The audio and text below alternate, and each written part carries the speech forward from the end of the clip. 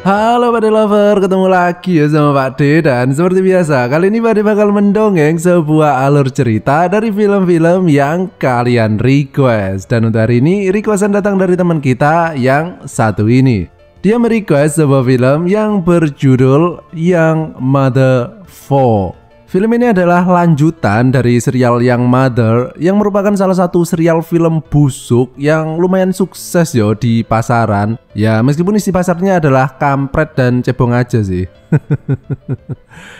Dan konsepnya masih nggak jauh-jauh lah ya dari Young Mother sebelumnya, yaitu kisah seorang pria yang menjalin hubungan dengan seorang wanita yang lebih dewasa. Udah gitu aja. Jadi ya langsung saja kita masuk ke video.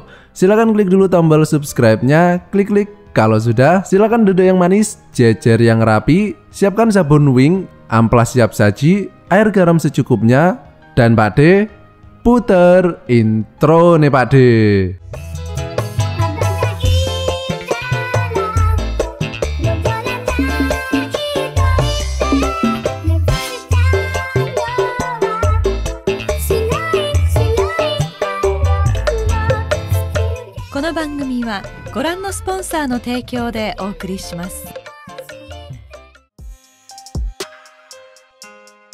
Film ini dimulai dengan seorang cowok yang lagi mancing mantap.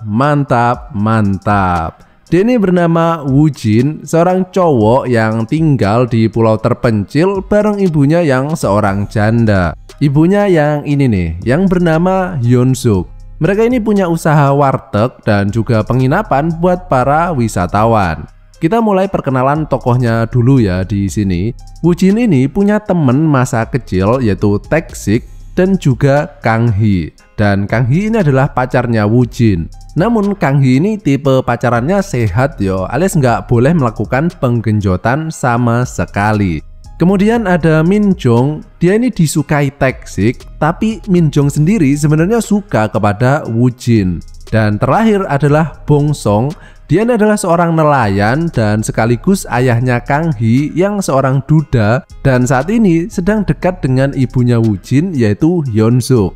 Nah, cerita film ini dimulai dengan kehidupan mereka yang normal-normal saja sampai suatu ketika pas Woojin masuk ke dalam penginapan miliknya, dia kemudian mendengar suara di dalam kamar mandi. Karena dia nggak tahu ya kalau ada orang yang memesan kamar di penginapan tersebut. Nah, Woojin kemudian mencoba mengintip siapa sih yang ada di dalam kamar mandi tersebut dan film ini pun dimulai. Bukan ibu biasa. Ketika Woojin mengintipnya, ternyata di dalamnya terlihat dua bongkah Nutrijel yang gemandul yang basah tersiram air. Namun Woojin masih belum tahu ya dia ini siapa dan kemudian segera pergi keluar. Beberapa menit kemudian terlihat seorang wanita yang keluar dan dia ini bernama Hyeri. Nah, Hyeri inilah yang menyewa penginapan tersebut. Mereka pun kemudian berkenalan, ngobrol-ngobrol sambil minum-minum beras kentur. Dan beberapa saat kemudian ketika mereka sudah teler, mereka pun melakukan penggenjotan. Tapi ternyata kejadian tersebut cuma mimpi. Setelah terbangun, Woojin pun mencari keberadaan Hyeri. Dan ternyata Hyeri ini sudah bersiap untuk pergi. Hyeri ini terlihat sedih yo, dan seperti memiliki masalah yang sangat berat gitu. Dan Woojin tentunya nggak bisa berbuat apa-apa tentang hal tersebut. Beberapa saat kemudian, Woojin pergi kencan dengan Kang Hee. Namun karena tangan Woojin ini bergentayangan ke seluruh tubuh Kang Hee, kemudian Kang Hee marah dan meninggalkannya. Dan muncullah Min Jong yang menghampiri Woojin dan mengajaknya ke mercusuar. Dan di sana Min Jong kemudian mengutarakan perasaannya kepada Woojin. Tapi karena Woojin ini udah punya pacar toh, jadi Woojin pun menolak acara tembak-menembak tersebut. Woojin kemudian pulang, namun ketika ia hampir sampai di rumah, kemudian mendengar suara celepak-celepok yang bergema di bibir pantai. Woojin penasaran dong, kira-kira siapa gerangan yang bercocok tanam di siang bolong kayak gini dan di tempat umum pula. Woojin pun mencoba mencari sumber suara tersebut. Dan betapa terkejutnya dia ketika mengetahui bahwa suara tersebut berasal dari ibunya dan Bong Song yang sedang mengadu senjata pamungkas mereka.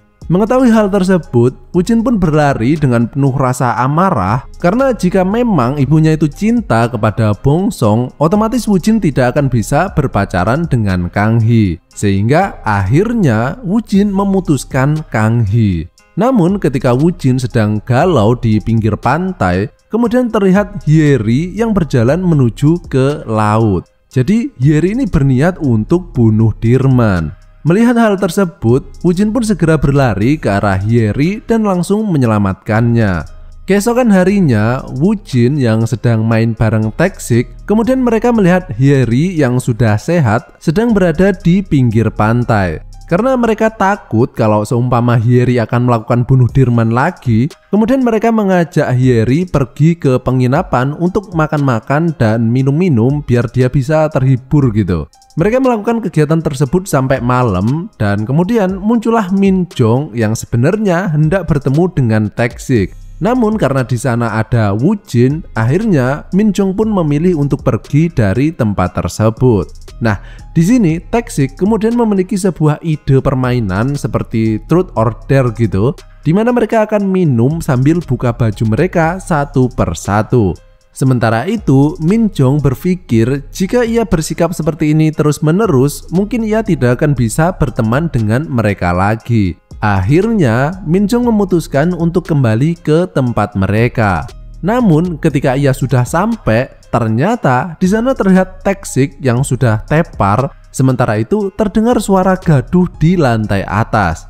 Min Jong pun mencoba mencari sumber suara tersebut dan ternyata suara tersebut dihasilkan oleh benturan dua buah haki milik Woo-jin dan Hyeri. Melihat hal tersebut, Min Jong pun jadi pengen dan akhirnya langsung menganclap Tae-sik yang sedang tepar di bawah. Keesokan harinya terlihat Hyeri yang kali ini berpamitan untuk pulang dan mereka pun saling mengucapkan salam perpisahan. Namun sebenarnya Hyeri ini sekali lagi masih pengen untuk melakukan bunuh Dirman. Sehingga dia pergi ke tebing pantai dan di sana ia berniat untuk melompat. Tapi ia kemudian nggak sengaja membuka tas miliknya dan di dalamnya terdapat sebuah surat. Dan ternyata itu adalah surat yang ditulis oleh Woo-jin. Dan isinya mengatakan agar ia lebih menyayangi hidupnya. Karena jika ia sampai bunuh Dirman, tentunya semua orang yang menyayanginya juga akan merasa sedih toh. Membaca surat tersebut, Hyeri pun sadar dan akhirnya ia mengurungkan niatnya untuk bunuh Dirman. Sementara itu, Woo-jin kemudian mendatangi Bong-song dan mengatakan jika ia cuma niat bermain-main saja dengan ibunya, Woo-jin mengatakan kepada Bong-song agar menjauhi ibunya. Keesokan harinya, pas Woo-jin hendak makan, tiba-tiba ia mendapat SMS bahwa Bong-song mengalami kecelakaan ketika sedang mencari ikan. Dengan segera, Woo-jin pergi ke tempat Bong-song dan di sana sudah terlihat Tae-sik, Kang Hee, dan Hyun-suk yang sedang menunggu kabar Bong-song yang sedang diperiksa oleh dokter. Dan untungnya Bong-song ini masih selamat yo. Nah, di sini kemudian Woo-jin melihat betapa khawatirnya ibunya ketika sedang menunggu keadaan Bong-song. Sehingga ia tahu kalau ibunya ini sangat mencintai Bong-song. Dan akhirnya Woo-jin pun mengatakan bahwa ia mengizinkan ibunya jika ingin menikah dengan Bong-song. Beberapa hari kemudian terlihat Bong-song yang sudah sembuh dan karena mereka kini sudah mendapatkan restu dari Woo-jin, akhirnya mereka pun menikah. Sementara itu, Woo-jin kini sadar bahwa mungkin cewek yang dicarinya selama ini bukanlah Kang Hee ataupun Hyeri, melainkan Min Jong. Sehingga Woo-jin pun kemudian memberanikan diri untuk menyatakan cintanya tersebut kepada Min Jong. Dan akhirnya kini ibunya sudah menikah dengan Bong-song, Tae-sik kini pacaran dengan Kang Hee, dan Woo-jin sudah jadian dengan Min Jong. Beberapa waktu pun berlalu, Woo-jin kini sudah mendapatkan keluarga baru dan kini Woo-jin hendak meninggalkan pulau untuk pergi kuliah di kota. Dan film ini pun berakhir.